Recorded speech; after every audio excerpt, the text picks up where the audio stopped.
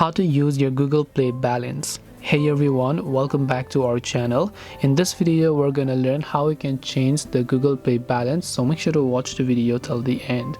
Now, to use Google Play balance is simply a small amount of balance that you basically have inside a Google Play account. So you should be able to find a balance right when you go to payment and subscriptions tab and you go to payment method. If you have any sort of balances, then you should be able to use them. Now, the way you can use this Google Play balance is while you're trying to purchase anything related to the game that suppose Google Play purchases, or you can try to download a premium application. So here you can simply go to the premium tab. You should be able to see a list of games or anything that is actually premium. So once you select that, you can choose to simply buy that using a Google Play balance over there. Here you should be able to find it, or you can add a cart. Just tap the buy option to buy it successfully, and this way you should be able to use your Google Play balance. Hope this video was helpful. If you have got any more questions, feel free to also leave them down below. Thank you for watching till the very end of this tutorial, and see you soon in the next video.